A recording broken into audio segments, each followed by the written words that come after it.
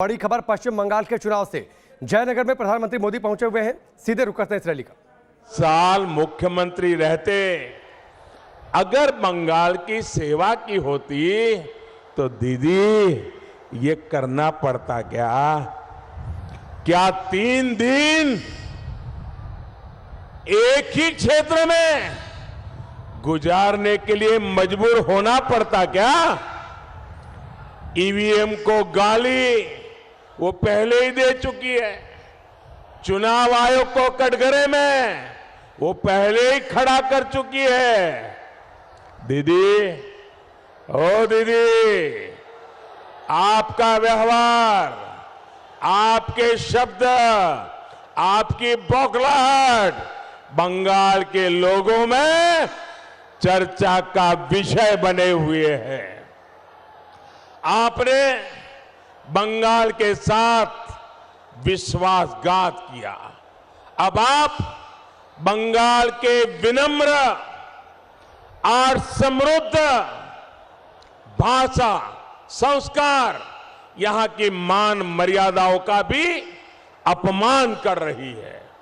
साथियों, ममता दीदी को जय श्री राम के आह्वान से दिक्कत है, ये पूरा बंगाल पहले से जानता है। ममता दीदी को दुर्गा जी की प्रतिमा के विसर्जन से दिक्कत रही है, ये भी पूरा बंगाल पहले से जानता है। लेकिन अब दीदी को तिलक से दिक्कत है, अब दीदी को भगवा वस्त्र से दिक्कत है, और तो और अब दीदी के लोग चोटी रखने वालों को राक्षस कहने लगे हैं। ममता दीदी, आपको वोट के लिए किसी को खुश करना है तो ये आपका अधिकार है, आप जरूर करिए। आपको मुझे गाली देनी है, जरूर देते रहिए, लेकिन पश्चिम बंगाल के लोगों की आस्था को, रामकृष्ण परमहंस, स्वामी विवेकानंद, चैतन्य महाप्रभु की पहचान को मैं गाली नहीं देने दूंगा। भाई और बहनों, दीदी जिस तरह यूपी और बिहार के लोगों के खिलाफ दुश्मनी की भाषा बोल रही है, वो उनकी राजनीतिक समझ पर सवाल पैदा कर रहा है।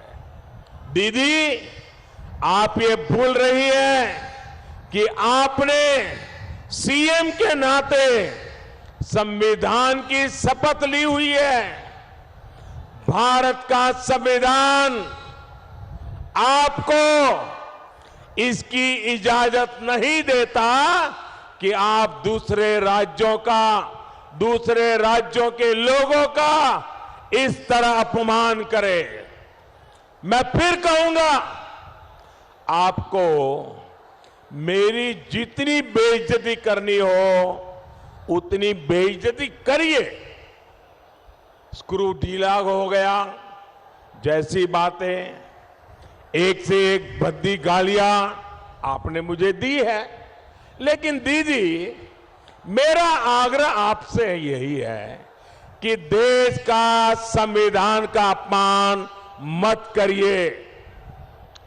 बाबा साहब आंबेडकर की भावना का अपमान मत करिए। वाकई साथियों, मैं हैरान हूं कि दीदी को क्या हो गया है। कुछ दिनों पहले मैं बांग्लादेश गया था, वहां मैंने 51 शक्तिपीठों में से एक जशोरेश्वरी काली माता मंदिर के दर्शन किए, पूजा अर्चना की, लेकिन दीदी को इस पर घोर आपत्ति है। मैंने ओराकांदी में हरिचरण ठाकुर, गुरुचरण ठाकुर जी की पुण्य भूमि में जाकर पूरे देश के लिए आशीर्वाद मांगा। ये देखकर भी दीदी का गुस्सा 7वें आसमान पर पहुंच गया। अब बताइए साथियों, मां काली के मंदिर में जाना गलत है क्या? गलत है क्या? ये मेरी सारी माताएं बहनें कह रही है, नहीं गलत नहीं है। पश्चिम बंगाल में दूसरे चरण का मतदान चल रहा है, लेकिन अगले चरण के लिए चुनाव प्रचार भी अपने चरम पर है। प्रधानमंत्री मोदी इस वक्त पहुंचे हुए हैं जयनगर। रही किसानों के नाम मांगती रही, उनके बैंक के अकाउंट मांगती रही, लेकिन दीदी ने यहां के किसानों की परवाह नहीं की। ऐसे जैसे किसानों को सजा करने का मन बना लिया था। अब मैं जब आज बंगाल की धरती पर खड़ा हूं, बंगाल की पवित्र धरती पर खड़ा हूं, बंगाल के वीरों की धरती पर खड़ा हूं, तब मैं आज बंगाल के मेरे किसान भाइयों बहनों को भरोसा देना चाहता हूं। मेरे किसान भाइयों बहनों, आप सुन लीजिए मेरी बात को, और 2 मई के बाद मेरे से हिसाब मांगना, मैं हिसाब देने के लिए आऊंगा। जैसे ही 2 मई को बंगाल में बीजेपी की सरकार बनेगी, तुरंत ही पीएम किसान योजना का लाभ आप तक पहुंचाने की प्रक्रिया शुरू कर दी जाएगी। बंगाल के एक एक किसान के बैंक खाते में, प्रत्येक किसान के बैंक खाते में 18,000 रुपया सीधा उसके खाते में ट्रांसफर कर दिया जाएगा। पिछले 3 साल की पूरी राशि हर किसान के बैंक खाते में सीधी भेजी जाएगी।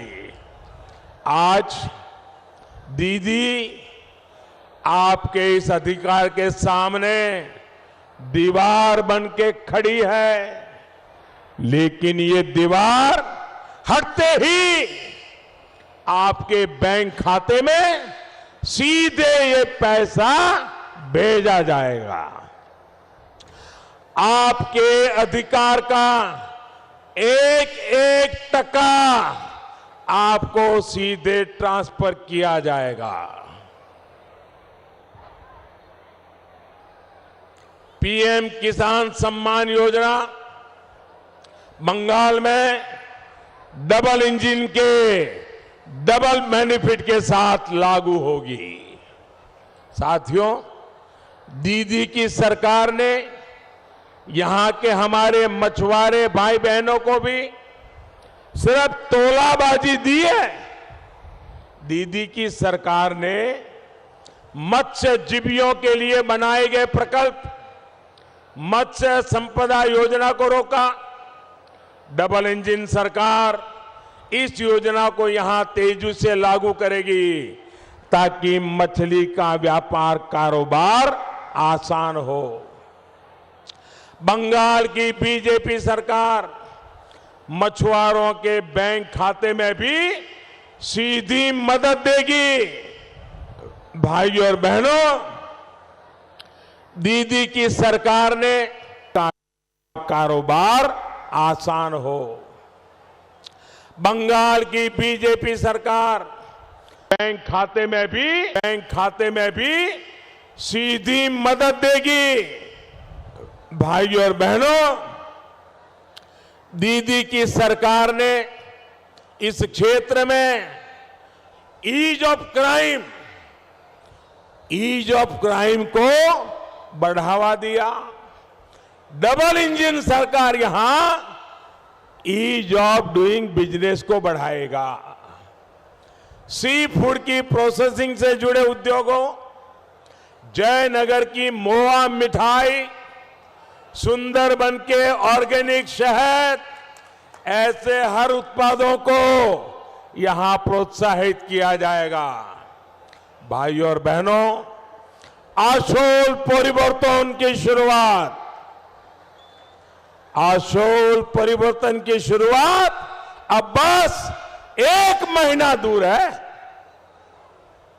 अब आपके संकट 1 महीने से ज्यादा नहीं है। मुझे पता है कि यहां कुछ लोग अभी भी जनता के लोकतांत्रिक अधिकार में रोड़े अटकाने में जुटे हैं। मेरा उन सभी से कहना है कि संविधान का, कानून का सम्मान करें, कानून का मान रखें, अपने कर्तव्य से पीछे हटने वालों के खिलाफ बंगाल की बीजेपी सरकार कड़ी से कड़ी कार्रवाई करेगी। भाइयों बहनों, রবি ঠাকুর ঠিকই বলছেন, নাই নাই ভয়, হবে হবে জয়। নাই নাই ভয়, হবে হবে জয়। নাই নাই নাই নাই নাই নাই হবে হবে হবে হবে হবে হবে। আপনারা ये पौधो फूल फोटाबेन। आप भारी संख्या में कमल छाप पर मतदान करेंगे। इसी विश्वास के साथ आप सभी का बहुत बहुत आभार। दोनों मुट्ठी बंद करके मेरे साथ बोलिए, भारत माता की, भारत माता की। इतनी बड़ी तादाद में आप लोग आए हैं, जहां मेरी नजर पहुंचते हैं लोग ही लोग हैं, लेकिन माताएं बहनें इतनी बड़ी संख्या में आशीर्वाद देने के लिए आए हैं। ये मेरे जीवन में एक बहुत बड़ा शक्ति का संचार कर रहा है। मैं माताओं बहनों को विशेष प्रणाम करता हूं कि आप इतना समय निकाल करके मुझे आशीर्वाद देने आए हैं। आप सब माताओं बहनों को मैं फिर से एक बार विशेष रूप से प्रणाम करता हूं। बहुत बहुत धन्यवाद। भारत माता की। प्रधानमंत्री मोदी को आप जयनगर से सुन रहे थे। ममता बनर्जी पर खुलकर उन्होंने हमला बोला और साथ ही इस बात का जिक्र भी किया कि जब वो बांग्लादेश के दौरे पर गए थे, वहां पर मंदिर गए, मां काली का उन्होंने दर्शन किया। इस पर ममता बनर्जी ने ऐतराज जताया, जो कि गलत है। इसके साथ ही यूपी और बिहार के लोगों के खिलाफ दुश्मनी की भाषा बोल रही हैं ममता बनर्जी। इस बात का जिक्र प्रधानमंत्री मोदी ने किया और साथ ही ये कहा कि ये जो उनका बयान है वो उनकी राजनीतिक समझ पर सवाल पैदा कर रहा है। वो भूल रही हैं कि सीएम के नाते उन्होंने संविधान की शपथ ली थी, लेकिन संविधान इसकी इजाजत नहीं देता। जिस तरीके के वो स्टेटमेंट दे रही हैं, 10 साल में उन्होंने क्या किया इसका हिसाब नहीं है। बांग्लादेश दौरे पर मां काली का दर्शन उन्होंने किया था, इस पर ममता बनर्जी को आपत्ति हुई थी। इसको भी प्रधानमंत्री मोदी ने अपनी इस रैली के जरिए मुद्दा बनाया।